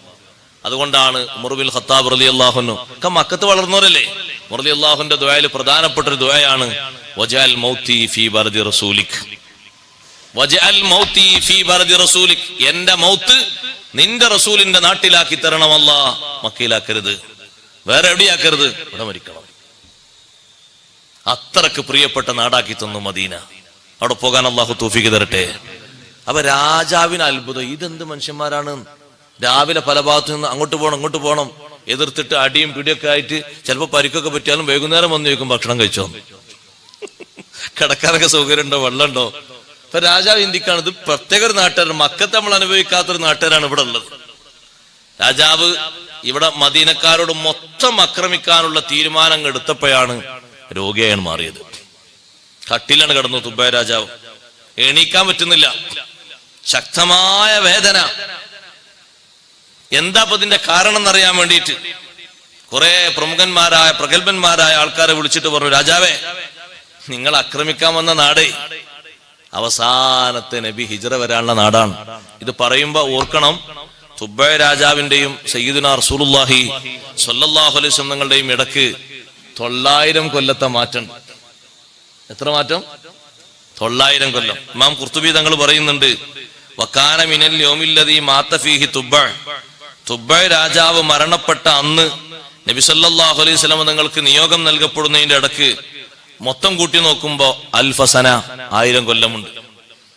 ഈ വ്യത്യാസങ്ങളുണ്ട് രണ്ടിനിടയിൽ. തുബൈ രാജാവിനോട് പണ്ഡിതന്മാര് പറഞ്ഞു, ഇത് അവസാനത്തെ നബി ഹിജ്റ വരാനുള്ള നാടാണ്, അതുകൊണ്ട് നിങ്ങളവിടെ കളിച്ചാൽ ഒരു നിലക്കും രക്ഷപ്പെട്ടു പോകൂല, നിങ്ങൾക്ക് നല്ല നിലക്ക് നാട്ടിലേക്ക് പോകാൻ കഴിയൂല എന്നവര് മുന്നറിയിപ്പ് നൽകിയപ്പോ തുബൈ രാജാവ് തീരുമാനിച്ചു, എന്നാൽ നമ്മൾ ഈ നാട് ആക്രമിക്കണ്ട, നമുക്ക് തിരിച്ചു പോകാം. പക്ഷെ അവസാനം വരാനുള്ള നബിക്ക് നമുക്കൊരു സമ്മാനം ഇവിടെ കൊടുക്കണം എന്ന നിലക്കാണ് മദീനയിൽ നല്ല ഒരു വീടുണ്ടാക്കിയത്. ആ വീടുണ്ടാക്കിയിട്ട് തുബൈ രാജാവ് അന്നത്തെ അവിടെയുള്ള പ്രമുഖനായ ഒരാളെ കയ്യില് അതിന്റെ താക്കോല് ഏൽപ്പിച്ചിട്ട് പറഞ്ഞു, നിങ്ങളിങ്ങനെ താമസിക്കണം, നിങ്ങളിങ്ങനെ തലമുറയായിട്ട് താമസിക്കണം. ഇലാ അൻ ഹാജറ നബിയു സല്ലല്ലാഹു അലൈഹി വസല്ലം, നബി തങ്ങൾ ഹിജ്റ വരുന്നത് വരെ, തങ്ങൾ ഹിജ്റ വന്നാൽ ഈ താക്കോൽ അങ്ങോട്ട് കൈമാറണം. തട്ടുള്ള വീടാ, സാധാ വീടൊന്നല്ല, മേലെ ഒരു തട്ടൊക്കെ ഉണ്ട്. അപ്പൊ തട്ടുള്ള വീട്ടുകാർക്ക് സന്തോഷമുണ്ട്, എല്ലാവരും ഇങ്ങനെ നോക്കണതാ. മേലെ ഒരു തട്ടുണ്ട്, സൗകര്യമുള്ള തട്ട്, മരത്തിന്റെ തട്ട്. അന്ന് പിന്നെ അതാണല്ലോ കൂടുതൽ സന്തോഷവും സൗകര്യവും സൗന്ദര്യം, അതാണല്ലോ കൂടുതൽ. ഈടോ തന്നെ എങ്ങനെ കിടന്നാലും ബുദ്ധിമുട്ടില്ലല്ലോ ശരീരത്തിന്. പഴയ കാലത്ത് വെറുമ്പടിമ കിടന്നിട്ട് ആർക്കെങ്കിലും പനിച്ചിട്ടുണ്ടോ സഹോദരങ്ങളെ? പായിന്നൊക്കെ പിന്നെ വന്നേലേ, വെറുമ്പടിമ കിടക്കുന്ന കാലം ഉണ്ടായിരുന്നില്ലേ? നിങ്ങൾക്ക് മറന്നുപോയോ? സാധാ പടി എന്ന് പറഞ്ഞൊരു പടി ഉണ്ടല്ലോ, അയമലല്ലേ കാര്യമായിട്ട് കിടക്കല്. എന്താ വിരിച്ചല്? ഒന്നും വിരിച്ചില്ല, അയമൽ കിടക്കലാണ് ആ പടിമല്. അങ്ങനത്തെ പടിയല്ലേ പഴയ കാലത്തുണ്ടായിരുന്നു. ഇപ്പൊ കട്ടിൽ 50,000 കൊണ്ടുവന്നാലും ബെഡില്ലാതെ ഇരിപ്പില്ലാതെ കിടക്കാൻ കഴിയില്ല. നമ്മളും അവരൊക്കെ അങ്ങനെ കുറെ മാറ്റങ്ങൾ വന്നുപോയി. പഴയ കാലത്ത് അങ്ങനത്തെ ഒരു പടി ഉണ്ടാകും. ആ പടി വല്യാപ്പ കിടന്നാണ്, അതിന്റെ മാപ്പ കിടന്നാണ് ആ പടിമേലെ കിടക്കല്. ആപ്പാരെ കൈമേലെ ഇങ്ങനെ കിടന്നു, ഉമ്മാരെ കൈമേൽ കിടന്നു. ഇന്നെന്ന് വിരിച്ച് ഒന്നും വിരിച്ചിട്ടൊന്നുമില്ല. അങ്ങനത്തെ നല്ല വീടുണ്ടാക്കിയിട്ട് കൊടുത്തിട്ട് അവിടെ തുബൈ രാജാവ് പറഞ്ഞു, ഷഹിത്തു അലാ അഹ്മദ അന്നഹു റസൂലും മിനല്ലാഹി ബാരിന്നസം, അള്ളാഹുവിന്റെ റസൂലാണ് വരാനിരിക്കുന്ന മുഹമ്മദ് നബി സല്ലല്ലാഹു അലൈഹി വസല്ലം എന്ന് ഞാൻ വിശ്വസിക്കുന്നു, പ്രഖ്യാപിക്കുന്നു. ഫലൗ മുദ്ദഉംദി ഇലാ ഉംദിഹി ലകുന്തു വസീറൻ ലഹു വബ്ന അമ്മി, എന്റെ ആയുസ് അല്ലാഹു അന്നത്തേക്ക് നീട്ടിത്തരാണെങ്കിൽ ആ നബി വരുമ്പോ ഏറ്റവും വലിയ സഹായിയായി പിൻബലക്കാരനായിട്ട് ഞാൻ കൂടെ നിന്നു കൊടുക്കും. എന്നിട്ട് സഹോദരങ്ങളെ, അഷ്റഫുൽ ഖൽഖ് സല്ലല്ലാഹു അലൈഹി വസല്ലം തങ്ങൾ പിന്നീട് തുബൈ രാജാവിനെ സംബന്ധിച്ച് നബി സല്ലല്ലാഹു അലൈഹി വസല്ലം കാണിച്ചു കൊടുത്തിട്ടുണ്ട്. തുബൈ രാജാവ് കിടക്കുന്ന സ്ഥലവും തുബൈ രാജാവ് വിശ്വസിക്കുന്ന വിശ്വാസങ്ങളെ പറ്റിയൊക്കെ തങ്ങൾ പറഞ്ഞിട്ടുണ്ട്. അവിടെ ഒരു കത്ത് എഴുതി കൊടുത്തു, താമസിക്കുന്ന വീട്ടിൽ താമസിക്കുന്ന ആളെടുത്ത്. ആ കത്ത് നബി സല്ലല്ലാഹു അലൈഹി വസല്ലം തങ്ങൾ വരുമ്പോഴാ കൈമാറുന്നത്. കൊല്ലങ്ങൾക്ക് മുമ്പ് എഴുതി വെച്ച കത്ത്. ആ കത്തിലുള്ളത്, അമ്മാ ബഅദ്, പ്രാരംഭ മുറകൾക്ക് ശേഷം, ഫൈന്നി ആമന്തു ബിക, ഞാൻ തങ്ങളെ വിശ്വസിച്ചിട്ടുണ്ട്. ഒബി കിതാബിക്കല്ലദീ ഉൻസില അലൈക, നിങ്ങൾക്ക് ഇറക്കപ്പെടുന്ന കിതാബ് കൊണ്ടും വിശ്വസിച്ചിട്ടുണ്ട്. ഞങ്ങൾ ദീനിലാണ്, സുന്നത്തിലാണ്. വആമന്തു ബിറബ്ബിക വറബ്ബി കുല്ലി ഷൈ, ഞാൻ അല്ലാഹുവിൽ വിശ്വസിച്ചിട്ടുണ്ട്. വആമന്തു ബികുല്ലി മാ ജാഅ മിൻ റബ്ബിക മിൻ ശറാഇൽ ഇസ്ലാം, ഇസ്ലാമിന്റെ നിയമങ്ങളിൽ നിന്ന് എന്തെല്ലാം തങ്ങൾക്ക് അല്ലാഹു നൽകുന്നുണ്ടോ അതൊക്കെ ഞാൻ വിശ്വസിച്ചിട്ടുണ്ട്. ഫൈൻ അദ്റക്തുക ഫബിഹാ വനിഅമത്, നിങ്ങളെ എനിക്ക് കിട്ടുകയാണെങ്കിൽ, നിങ്ങളെ കാലത്ത് ജീവിക്കാൻ കഴിയുകയാണെങ്കിൽ വളരെ സന്തോഷമായിരുന്നു. പക്ഷേ വഇല്ലം ഉദരിക്കുക, നിങ്ങൾ എനിക്ക് എത്തിക്കാൻ കഴിഞ്ഞിട്ടില്ലെങ്കിൽ ഒരു കാര്യം പറയട്ടെ, ഫശ്ഫഅലി, എനിക്ക് നിങ്ങൾ ശുപാർശ ചെയ്യണം. വലാ തൻസനി യൗമൽ ഖിയാമ, ഖിയാമത്ത് നാളിൽ എന്നെ മറക്കരുത് നബിയെ.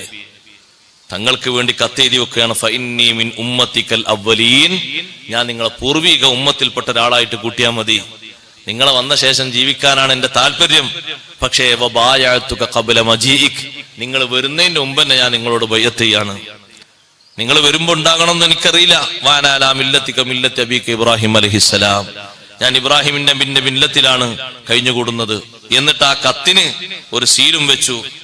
ആ കത്തിൽ മേലഡ്രസ് എഴുതിയിരിക്കുന്നത് ഇലാ മുഹമ്മദ് ബിൻ അബ്ദില്ലാഹി നബിയില്ലാഹി വറസൂലിഹി ഖാതമിൻ നബിയ്യീന വറസൂലി റബ്ബിൽ ആലമീൻ സല്ലല്ലാഹു അലൈഹി വസല്ലം എന്നാണ് മേൽവിലാസം എഴുതിയിരിക്കുന്നത്. അതിന്റെ അപ്പുറത്തുള്ള അഡ്രസ്സും എഴുതിയിട്ടുണ്ട്, തുബൈ രാജാവിന്റെ പേരും മറ്റൊക്കെ എഴുതിയിട്ടുണ്ട്.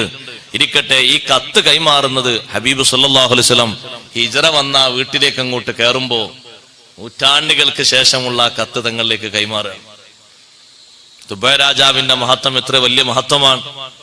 അതിൽ എഴുതിയിരിക്കുന്നത് നബി സല്ലല്ലാഹു അലൈഹി വസല്ലം തങ്ങളോട് മറക്കരുത് നബിയെ ഖിയാമത്ത് നാളിൽ. കാരണം അങ്ങേക്കാണ് അവിടെ എല്ലാ സ്ഥാനമാനങ്ങളും അള്ളാഹു തരുന്നത്, വേറെ ആർക്കുമല്ല. തങ്ങളെ വരുന്നതിന്റെ മുമ്പ് തന്നെ ബൈഅത്ത് ഒരാളെ കൂട്ടത്തിൽ എന്നെ പെടുത്തിയാൽ മതി. തങ്ങൾക്കുള്ള പ്രത്യേകതകളിൽ മഹാനായ ഇമാം സുയൂത്തി തങ്ങൾ പഠിപ്പിക്കുന്ന ഒരു പ്രത്യേകതയാണ്, തങ്ങൾ ജനിക്കുന്നതിന്റെ മുമ്പ്, നൂറ്റാണ്ടുകൾക്ക് മുമ്പ് തന്നെ തങ്ങളെ വിശ്വസിച്ച ഒരുപാട് ആളുകൾ നബി സല്ലല്ലാഹു അലൈഹി വസല്ലം തങ്ങൾക്കുള്ളൊരു പ്രത്യേകതയാണ്. വരുന്നതിന്റെ മുമ്പ് തന്നെ ഒന്നൊന്നുമല്ല, ധാരാളം ആളുകൾ വേറെയുണ്ട്, ഒരുപാട് ആളുകളുണ്ട്, പണ്ഡിതന്മാരായിട്ടും പുരോഹിതന്മാരായിട്ടൊക്കെ. ഇരിക്കട്ടെ സഹോദരങ്ങളെ, ആ തുബ്ബ രാജാവിന്റെ ടീമിനെ പറ്റി അല്ലാഹു തആല പറയുന്നു, അവരെ ഖൗമ് അഹ്ലക്കിനാഹും ഇന്നഹും കാനൂ മുജ്രിമീൻ. തുബ്ബ രാജാവല്ല, അവരുടെ ജനത അവർ കുറ്റവാളികളായിരുന്നു, അതുകൊണ്ട് തന്നെ നാം അവരെ നശിപ്പിച്ചിട്ടുണ്ട്. അഹ്ലക്കിനാഹും ഇന്നഹും കാനൂ മുജ്രിമീൻ. അതുപോലെ മക്കക്കാരെ, കുറ്റം ചെയ്ത് ജീവിക്കണ്ട, വിശ്വാസത്തോടെ മുന്നോട്ട് നീങ്ങിക്കോളൂ, നിങ്ങൾക്കും ആ ദുർഗതി വരും. അതുകൊണ്ട് പുനർജീവിതം ഇല്ല എന്നൊരു വിശ്വാസം നിങ്ങൾ പറയണ്ട. എന്താ തെളിവ്? പുനർജീവിതം ഉണ്ട് എന്നതിന്റെ തെളിവെന്താ? നേരത്തെ നിങ്ങൾ ഇല്ലായ്മയിൽ നിന്ന് പടക്കപ്പെട്ടതാണ്. ഇനി ഉള്ള ഒരു വസ്തുവായിട്ട് നിങ്ങൾ പറയുകയാണെങ്കിൽ ജീവനില്ലാത്ത ഒരു സന്ദർഭം നിങ്ങൾക്കുണ്ട്.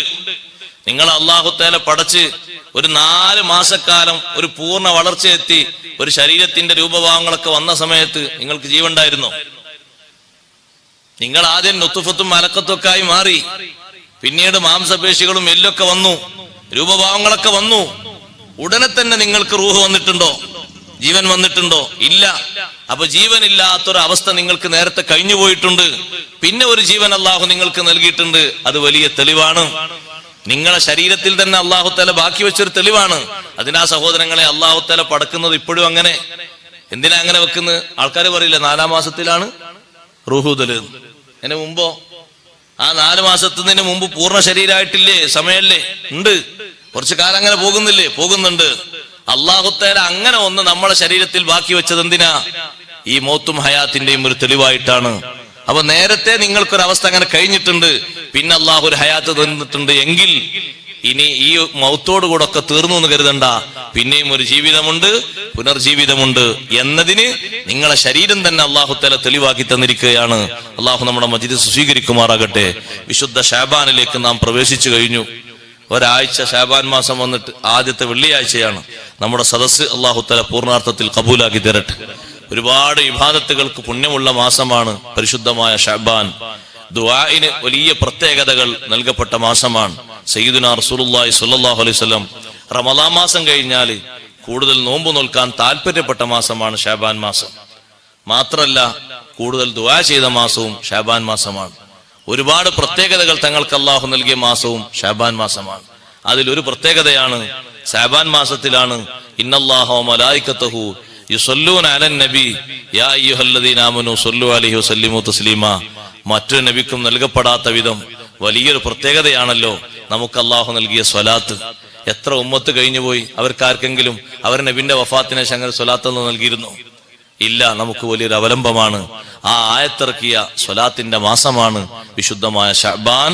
അതുകൊണ്ട് സ്വലാത്തുകളും മറ്റുമൊക്കെ ചെല്ലുന്നതിൽ പ്രത്യേക പുണ്യം തന്നെ ഈ മാസത്തിലുണ്ട് എന്ന് കണക്കാക്കിയിട്ട് നല്ലോണം അമലുകൾ വർദ്ധിപ്പിക്കണം. അല്ലാഹു തആല തൗഫീഖ് നൽകുമാറാകട്ടെ. അഊദു ബില്ലാഹി മിനശ് ശൈത്വാനിർ റജീം. ബിസ്മില്ലാഹിർ റഹ്മാനിർ റഹീം. ഹാമീം വൽ കിതാബിൽ മുബീൻ. إنا أنزلناه في ليلة مباركة إنا كنا منذرين فيها يفرق كل أمر حكيم أمرا من عندنا إنا كنا مرسلين رحمة من ربك إنه هو السميع العليم رب السماوات والأرض وما بينهما إن كنتم موقنين لا إله إلا هو يحيي ويميت ربكم ورب آبائكم الأولين بل هم في شك يلعبون فارتقب يوم تأتي السماء بدخان مبين يغشى الناس هذا عذاب أليم ربنا اكشف عنا العذاب إنا مؤمنون أنى لهم الذكرى وقد جاءهم رسول